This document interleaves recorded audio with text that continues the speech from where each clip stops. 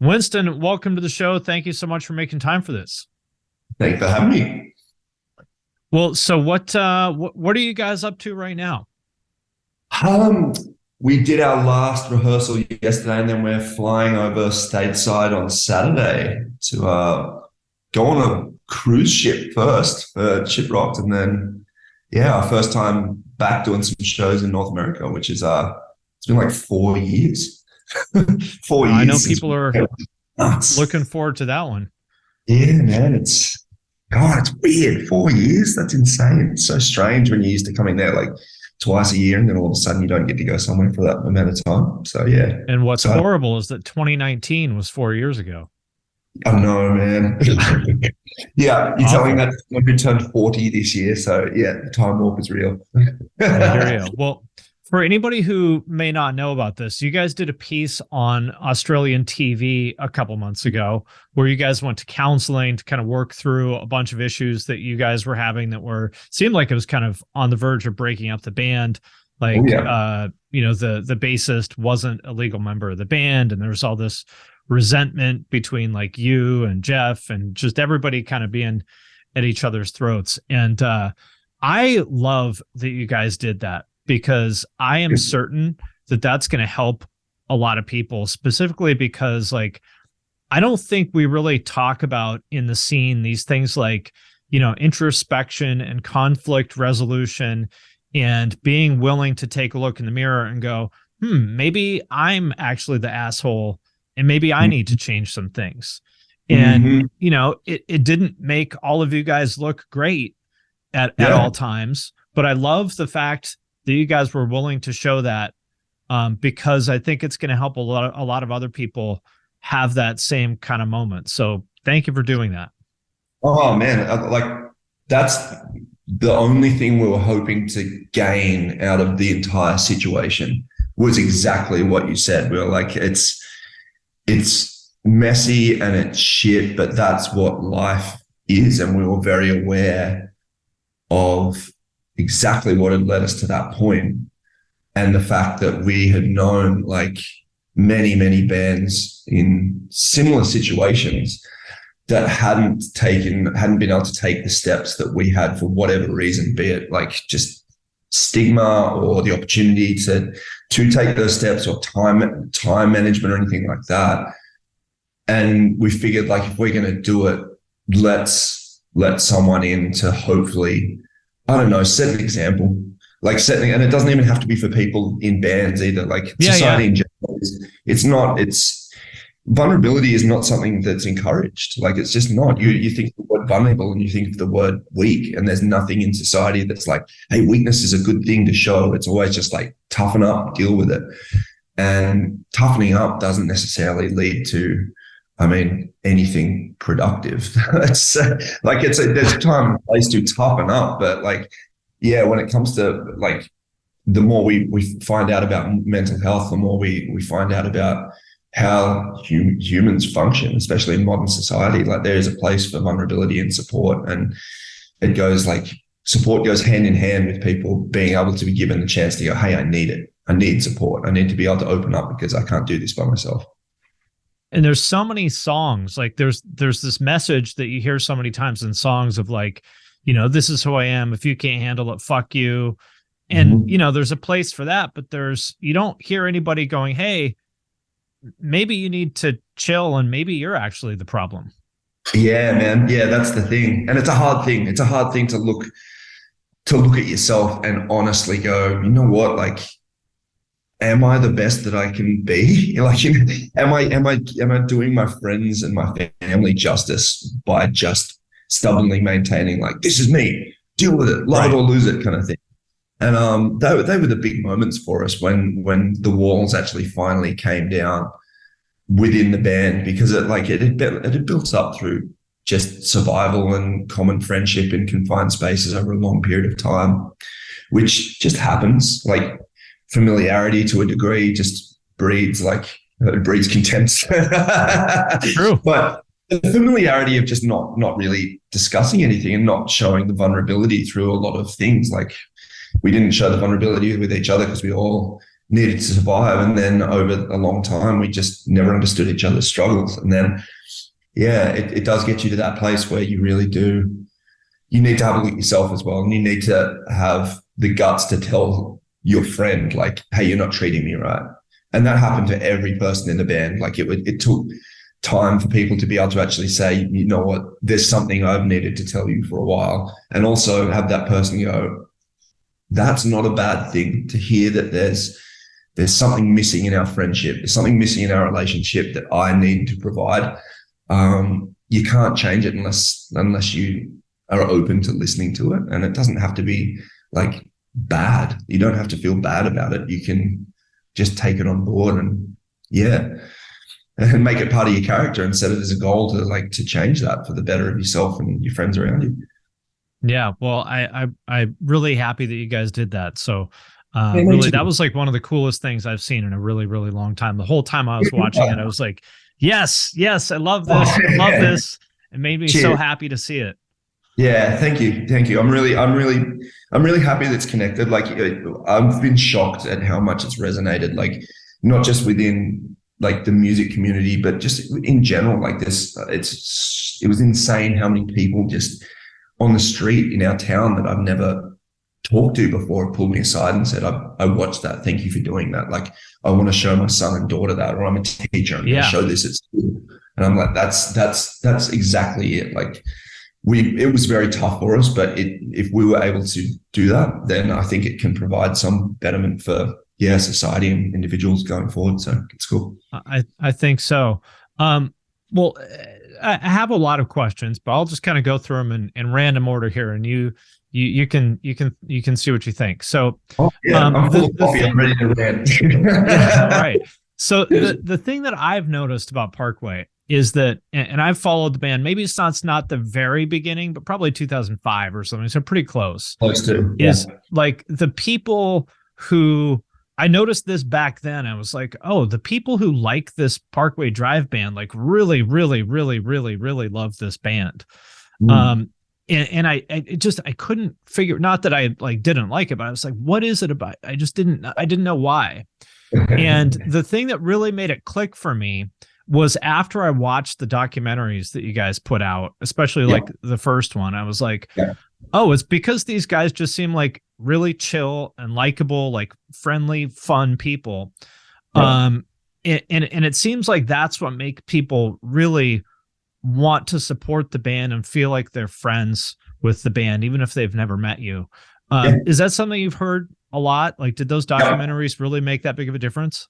100%, man. It was, And really quick, before we go any further, have you checked out my Patreon? Patrons get early access to all my main channel videos and my podcasts. I also do giveaways sometimes. For example, I just gave away a pair of these Eargasm earplugs. And if you want me to review your music, there's a way to do that as well. All you gotta do is join at the $10 and up level. Then every month I do a call for submissions. If you want me to review something, all you gotta do is drop it in the comments of that post. Then I will review it live on Twitch and post it on Patreon for everyone to see. So if that sounds cool, hit the link in the description of this video, and I appreciate your support. It has been like, I really think it has been the genuine nature of it. Like it sounds like a disingenuous thing to say of like, we're just genuine, regular people. Like what we do is insane, but it's always been the nature of who we are to, I don't know, we can't really put anything on. And the documentaries, while they weren't necessarily aimed at with the goal of saying, hey, everyone, check it out, we're just chill, normal guys doing crazy support our band because we're regular guys. Yeah. But it definitely did just highlight that aspect of it. And it's never left. Like it's the I guess the thing that kind of got drilled in with the documentaries every time we make it, and we've made it, especially down to the last one, just on the name, is like, has been that underdog, scrappy everydayness to who the band is. And while we've grown to be what we've become, which is like so far beyond anything we've ever done, the heart of what that is has always been very obvious. And when it's built around something quite genuine, which is just, I mean, pure human joy and connection at a very, very base level, everything that comes after it is a triumph, and it's a shared triumph because people do get to see it and go, we got those guys there. Like we're the ones that have been here. Like we've been invested, and they know it. And that's just the kind of the truth of it. Like the fact that the DVDs kind of, and the movies and everything kind of amplified that or made it very obvious. I think it wasn't an intended thing, but it's something that we're very, very aware of at this point. And lucky for us, like it's something that we enjoy doing. Like before we actually started in the band, I was a like semi-professional like boogie boarder, and Ben was my like our drummer was our filmer. So we'd go on surf trips, and he'd film, and we'd make surf movies and stuff like that. So making movies was always part of like our DNA as people. And then that's like such a part of like surf culture, skateboarding culture and stuff. That's it. It's not all, so like, much music.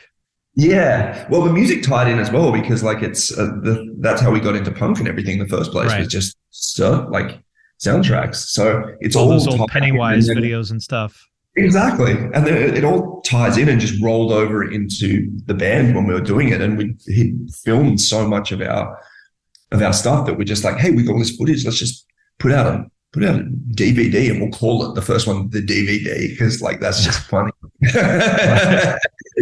So yeah, it remains the same. That's the thing. So much of this band is just, the core remains the same. It's just like the roots are there, and the tree has just grown and grown and grown, and the branches have spread out to lands that we never thought we'd be in, but the roots still remain the same.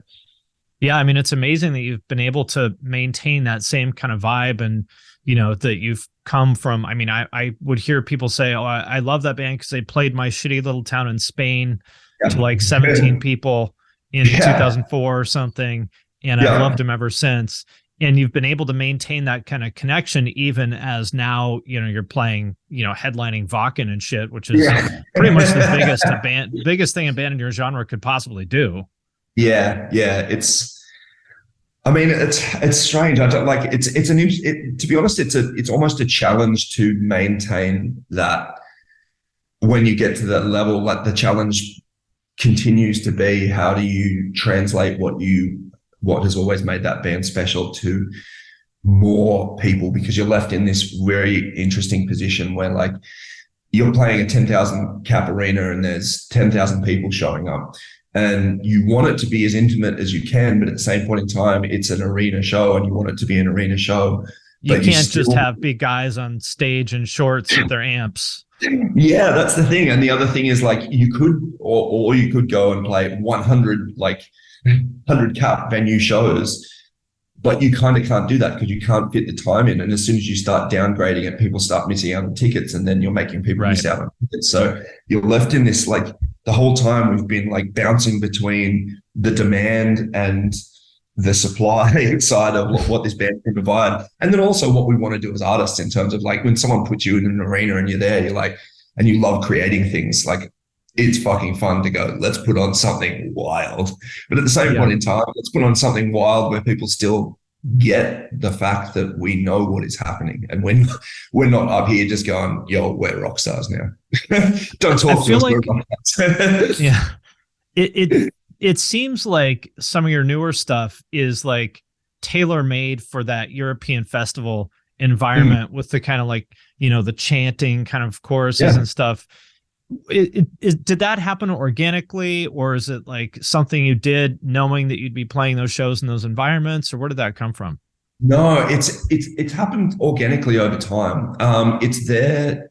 I'm going to say it's weaponized to a more precise degree in our songs more recently, but the history of us with chanting in general begins way back on our second album, Horizons. Up until that point, we didn't really have choruses in our songs. The only time people sung along to anything was when all of the music stopped and there was some obnoxious like mosh call, and people would scream the mosh call. The movie sample.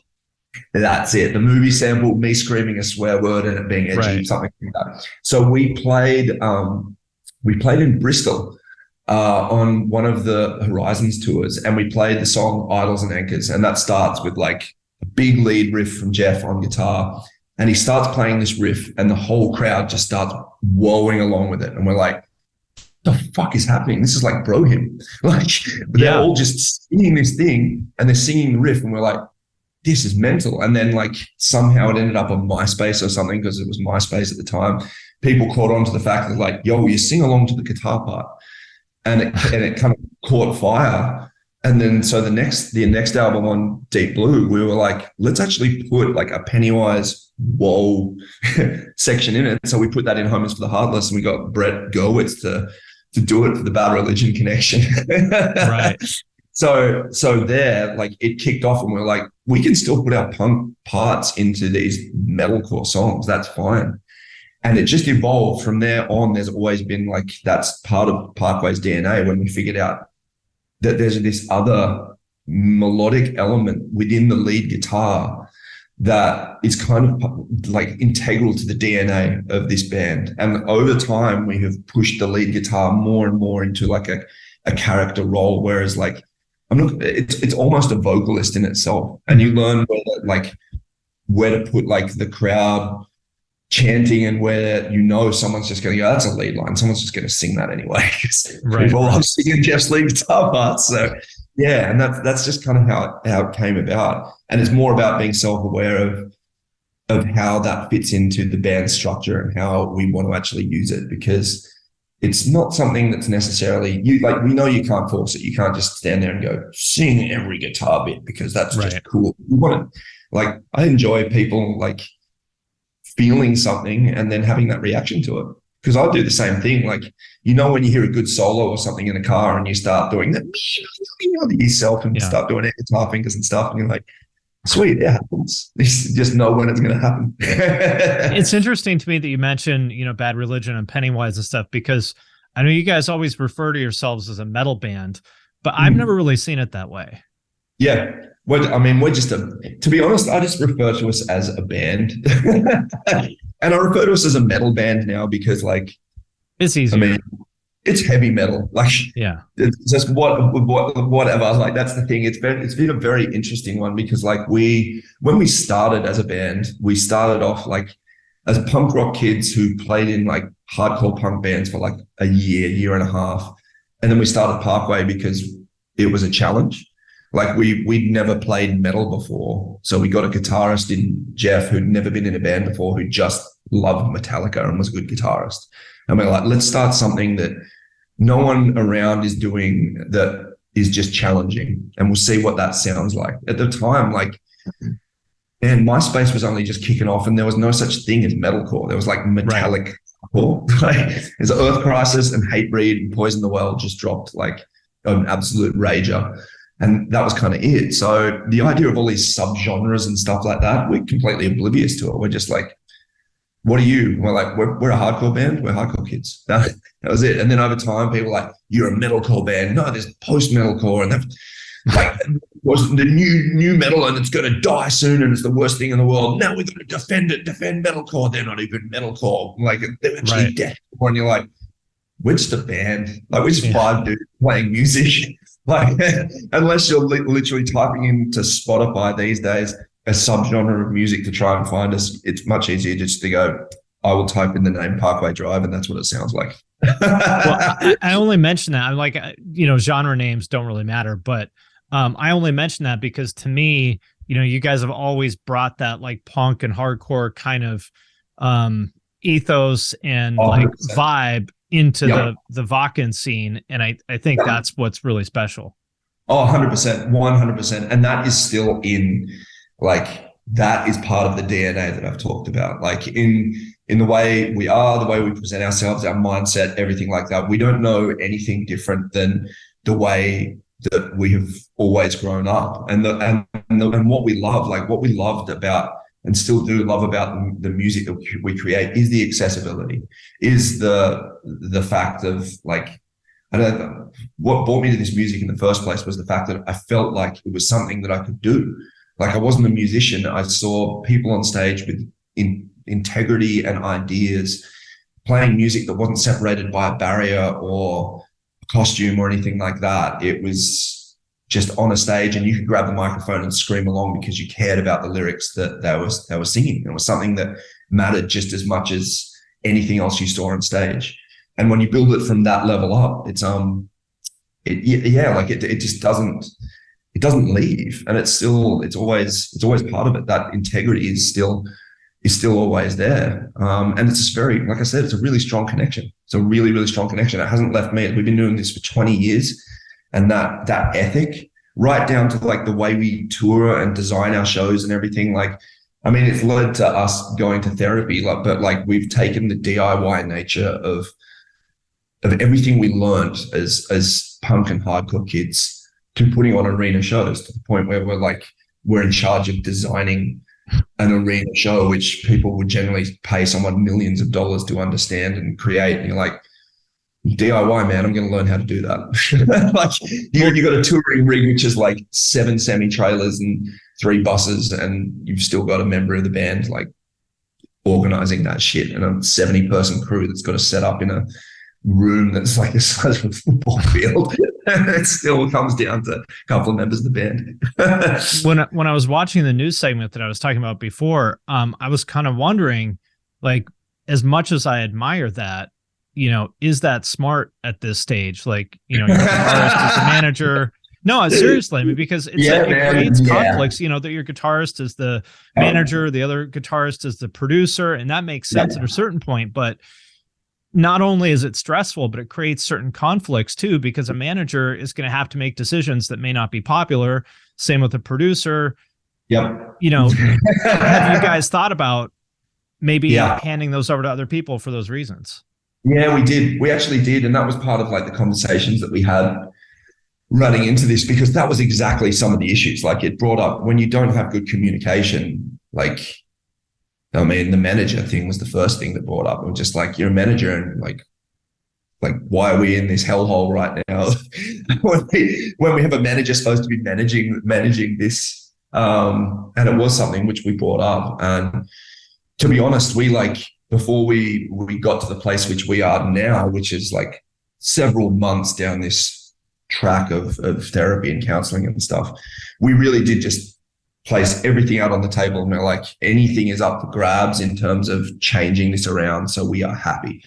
Because at the end of the day, happiness is the first thing that, like, I'd rather have my friends than have the band. So how are we going to work this out? And we did get to a point where we were like, we do like that aspect of this band. We do trust the members of the band to do these things, but we need to be able to tell each other that we trust each other.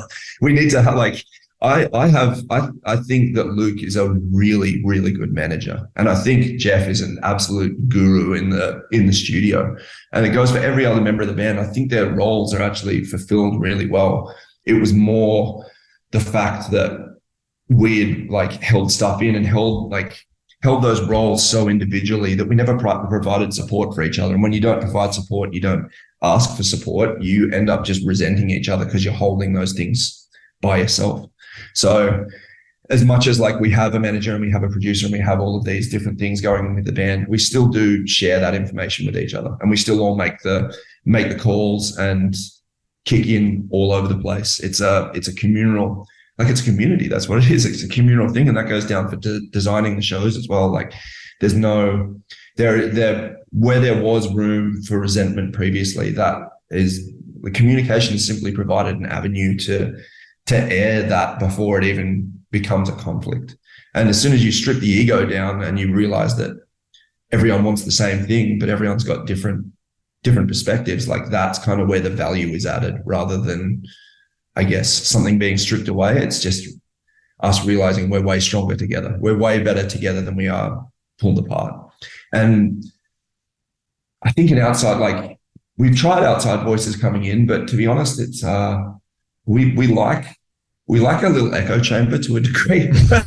I mean, it's worked for you this far. Yeah, that is the thing. And we do have many trusted sounding boards within our outside team, like our booking agents and our friends and our managers and all of that kind of stuff. They all have helped so much over the years. We know who we trust in terms of like honest opinion. So I mean, like, especially with producers, the list of bands who have fucked things up by saying like, oh, we wanted to get an outside opinion and rah, and then they make some horrible album that nobody likes. And in hindsight, they're like, man, I don't know what the fuck we were thinking. That's a long list of bands.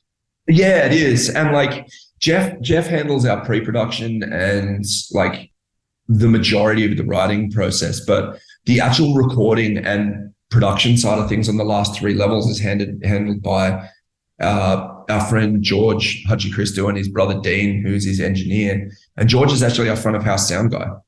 Oh, so okay. he knows you guys super well. Super well. And he's been with us for 15 plus years now.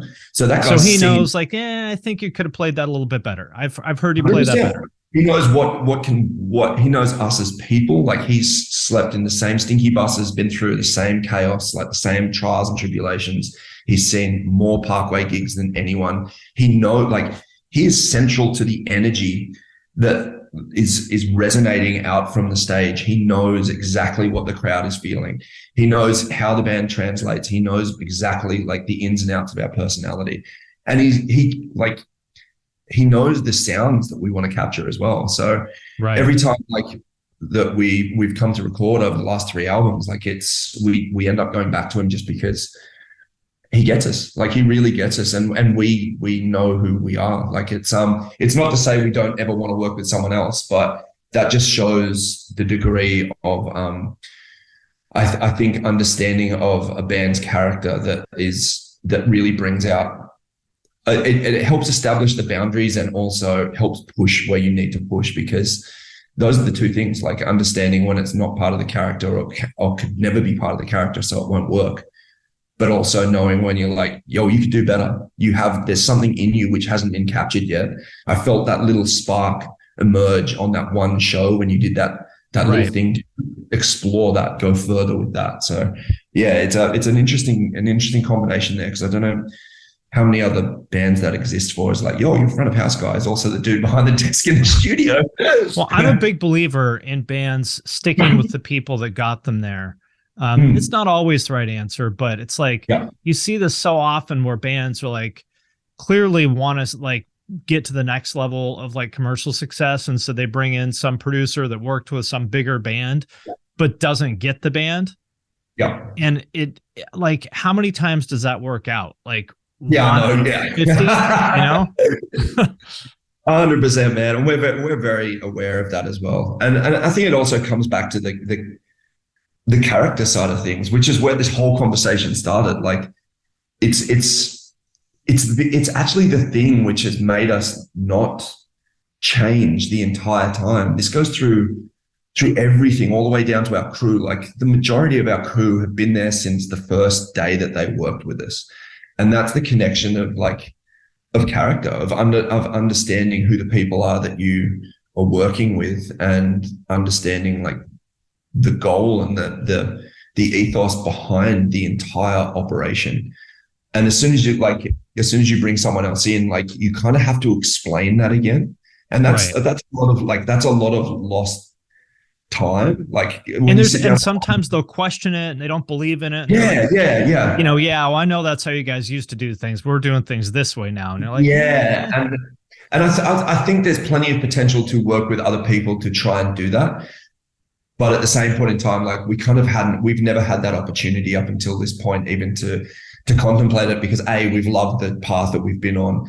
And B, it's like the pressures of time up until COVID were such a big impact on this band. Like you want to be doing things for the shortest amount of time possible, because you're part of the grind machine, man. You're on tour to provide a living. And if you feel like if you're off tour, you will be supplanted by someone else.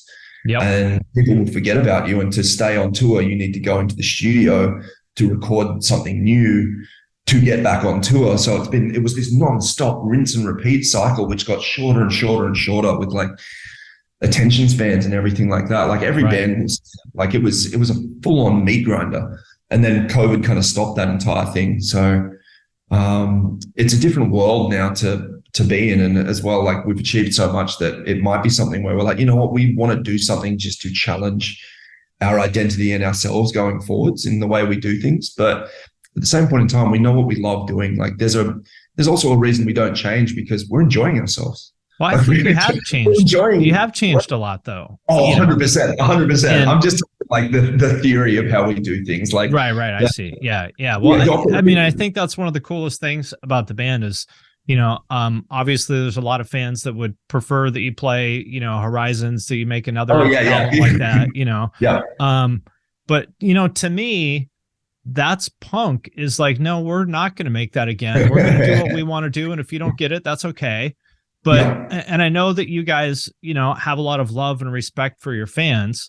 How do you kind of manage that, the fan expectations with also doing something that you want to do? And like, how do you manage that? It's an interesting one. I mean, it all comes down to a relationship with art in general and a perception of what that actually is.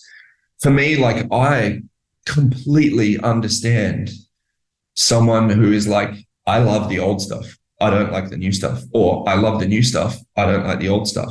You connect with your first connection with this band or with any art form whatsoever will be most probably the strongest connection, because that will have the biggest emotional, original reaction. You've gone from being oblivious to something existing to like, bam, that's had such a big impact that it's now not going to leave your life.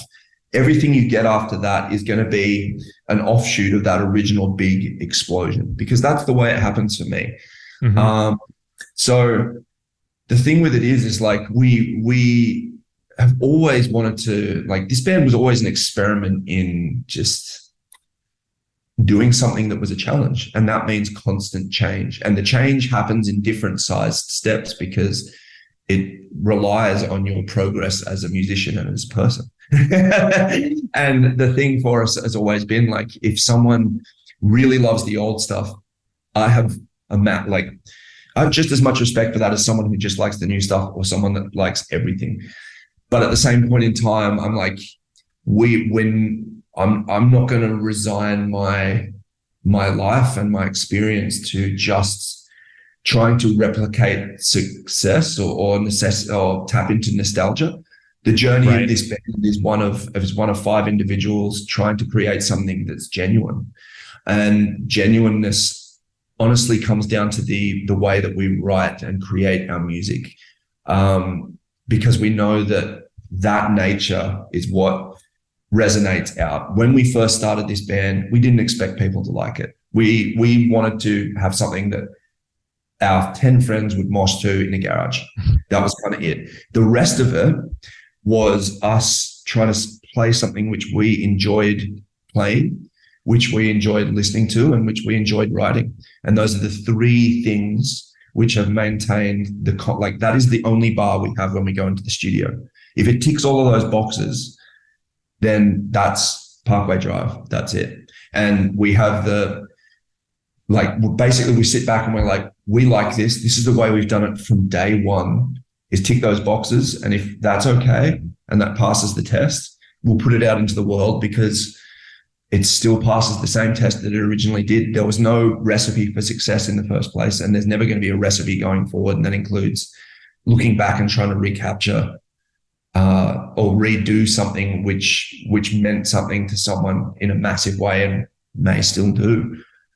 But you kind of that's kind of it. And we're very honest with the fans of like this is who we are. Like that's cool. If you're just like, the new stuff fucking sucks, I'm like, man, I think about plenty of other bands as well. That's sweet, but that doesn't necessarily mean I'm going to go back and try and create some weird pastiche of something that I did when I was in my early 20s, and now I've grown as a person through experiences to another place.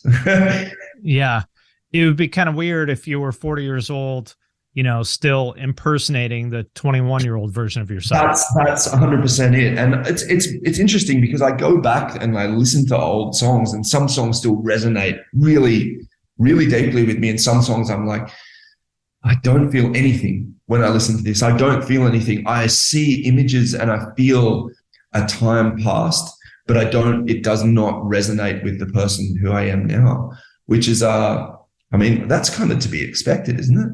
Like, I would hope so. Yeah, it's a good thing. I would hope that I've had enough personal growth and that the 20 years of my life has pushed me to a place where I have it's been filled up. Like my soul has been filled up to a point where that one spark is no longer the one spark which is filling my existence. There's a billion other sparks which are shining alongside it now. So yeah. Right. You mentioned the touring kind of meat grinder before, and that is one thing about Parkway Drive is you've been touring your fucking balls off for like literally 20 years straight, pretty much, aside from the COVID break. Yeah. So whatever, call it 15 years, just non-fucking stop. And a lot of those were I mean, I'm sure you guys are doing great on tour now, but those, probably the first, 10 years or something like that were probably pretty rough. Oh yeah. And at least that until, man, it was the first, it would have been at least the first 10 years until. That's a long fucking time to be eating shit and sleeping on a fucking rock, you know? Yeah. It's a long time as adults when you're like 28 years old.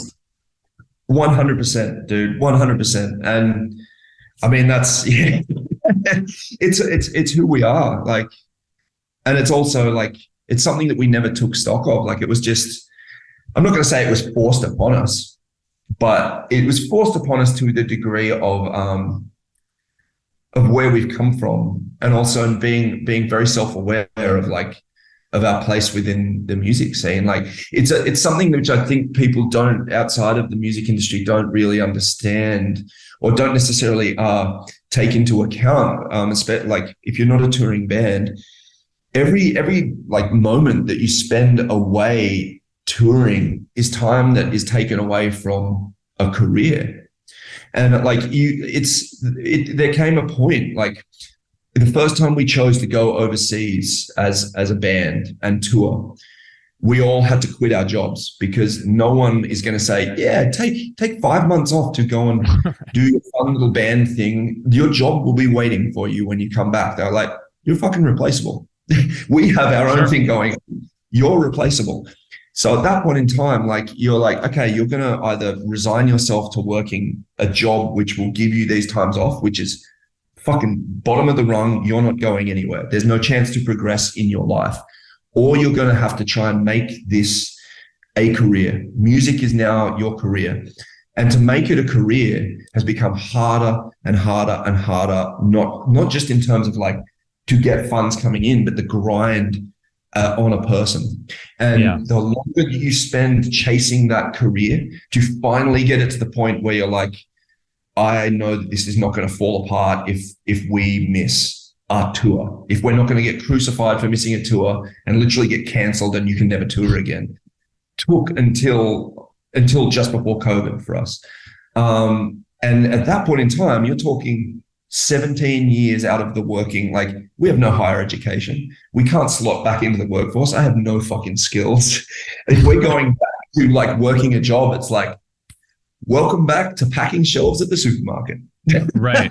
That's it. And that's what every band on the touring circuit is currently doing. That's what I don't think people quite get is like, it's not just like, hey, like even when COVID hit, I had some of my best friends be like, hey, be happy, man. Like you got to go on tour. And I'm like, great.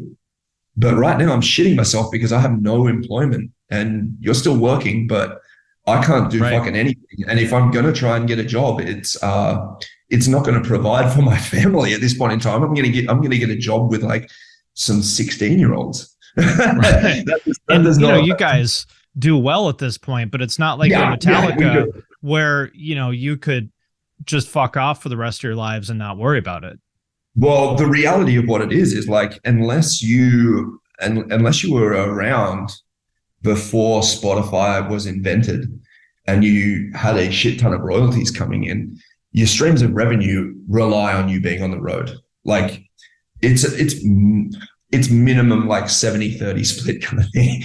That's the thing. And I'm happy to say that we are in a very, very good position. But that also has taken, like I said, 17 years. Like it's 20 years of being a band now, but 17 years of hard work. Like no band within the punk rock I'm just going to say the alternative music genre is cracking that code, being a genuine alternative band. Like no one has done that in like the immediate sense of a couple of years since like nu metal. No one has done that. Like you look at rock, metal, punk, anything alternative, that has not been mainstream to the point of like someone blowing up and going like, you know what, I'm dropping my debut album and then next month, like we're going on our second tour ever and it's going to be arenas. No one has done that since like Limp Bizkit and maybe like Paramore or My Chemical Romance or something. Maybe that's it, My Chemical. But whatever, Romance, that's still almost straight away, like almost 20 years ago. Exactly, and it hasn't happened to bands of this genre. But at the same point in time, like you no longer have a revenue stream that's passive, which is people just like music is disposable now. Yep. It really is, or it's disposable to a lesser extent. And the lack of disposability is not going, like when people are subscribing to something, that money is not going to a record label or a band, it's going to a corporation. Well, knowing how hard touring has been on your mental health and probably your physical health, and you have kids and stuff and whatnot, would you have done anything differently in hindsight? Yeah, that's the big one, huh? I don't know that you could have. Yeah, I think the thing that I would have done is I would have talked to my friends more, and I would have been more honest, and I would have like, it's such a hard thing because I think we're making breakthroughs with mental health right now, which are so great, but it's been pushed so much more into mainstream culture in a way that it just wasn't there when we were growing up as a band. And that is the main thing. The hard, like I really can't sit in the position that I'm in now and go on and say I would take like a brick out of that Jenga pile of success that we have, because there's a very good chance that if we hadn't have slept on the floor, that we wouldn't have had enough money to go on the next tour, and that wouldn't have got us into the position to do this other thing. Like It is this gigantic, like everything has counted within this band. But even within that, like that doesn't mean that I couldn't have been there in a better way and couldn't have developed better as a human to provide more support for my band members. And I know that goes for them as well. And we could have been happier, and we could have been more supported within the band's existence going through it.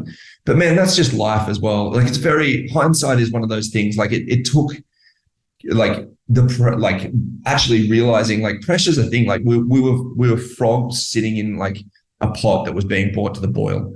We didn't know it at the time until we were fucking boiling. And that's the thing. And you really don't expect that, because to be honest, like we never expected success. Like we really didn't. We play every show like it's our last show.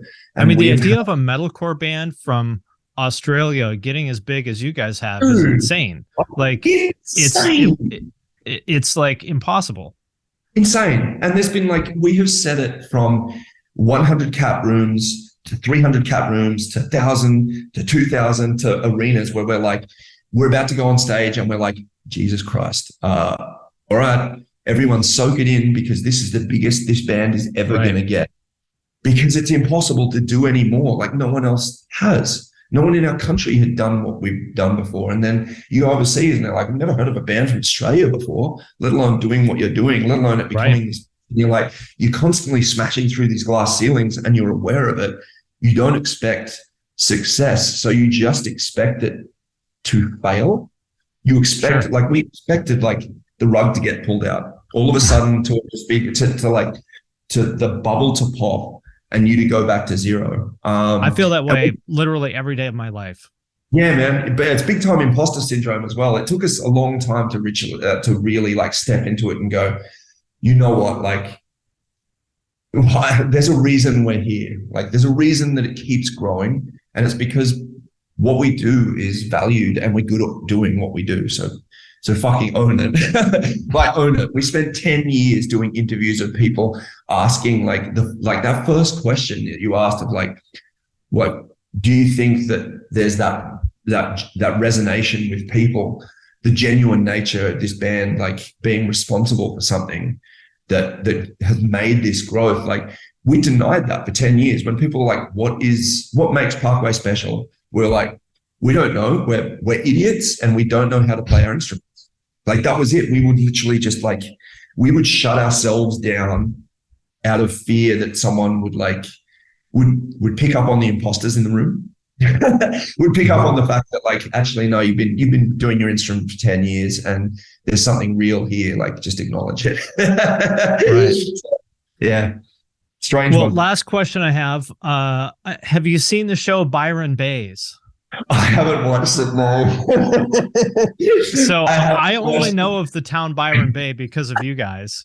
And I saw it on Netflix. Tell me it's from that show. Please tell me it's from that show. No. I know of the town because of you guys. And then I saw the show on Netflix and I was like, okay, we got to watch this. So my wife and I watched it. And Byron Bay seems like a pretty nice place these days, but I get the sense that when you guys were coming up, it seems like a lot of like rich hippies and stuff now, but it seems like when you guys were coming up, it was a lot less cool. Yeah. I got to tell you, it's been the wildest adventure living in this town. Because but the fact that a reality show got made about it was kind of the pinnacle of like, holy crap, this is what our home has turned into. Right. That COVID time, like when that was made, really just was like the transformation of like, of a town which we grew up in, which is stunning. Like this town is beautiful. The landscape around it and the community is absolutely amazing. And like, there's a reason we haven't left, because it's fucking amazing. I understand why someone doesn't seem like there's a lot of better places you could be. Dude, I've been all over the world and I keep coming back here. But for the reality of like where we grew up is like, yeah, the surrounds are stunning. But when we grew up here, like it was a rural town originally, which had like a whaling station and cattle, which then turned into an escape because there's really good surf for a bunch of hippies and a bunch of people who wanted to do nothing. So the generation before us, and then our parents' generation to a degree, were like escaping. Like they came to this place to escape modern city culture, and they were just like hippies, like neo hippies kind of things. And the town had nothing. It had nothing, like genuinely just nothing other than like a kind of sense of lawlessness. There was like dirt streets in 50% of the towns, just like old fibro shacks, and the highest unemployment rate in our country. And we only had a high school here since like the mid-90s. And that's the town which we grew up in. There was like 5,000 people in the entire Shire, which is 3 different towns. Like Byron itself was only actually like 3,000 people. And we've gone from growing up in that with this mentality of like, you're never going anywhere. If you want to stay living here, all you can do, the best you can do is work at the pizza shop, or you can wash up dishes, or you can work at the dive shop and drive a boat. And that's it. And then all of a sudden, like Byron, like Instagram happened and people realized how beautiful it was. And then COVID happened and all of our cities got locked down, and anyone with millions upon millions of dollars saw our town and was like, hey, they're not locked down. I'm just going to go live there. And boom, like it became like millionaires and billionaires paradise over this course of like 3 years.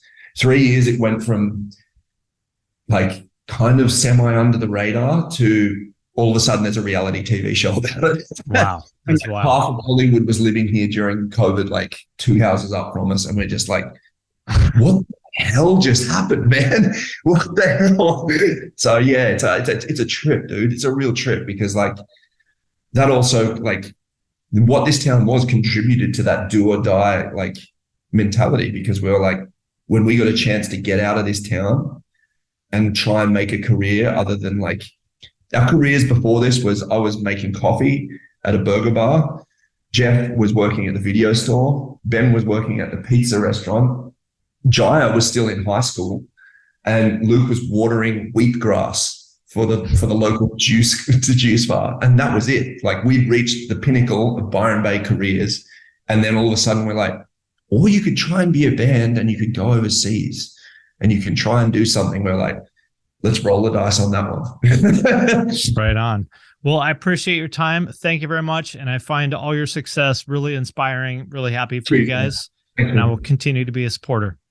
Good chat. Cheers, man. Thank you so much.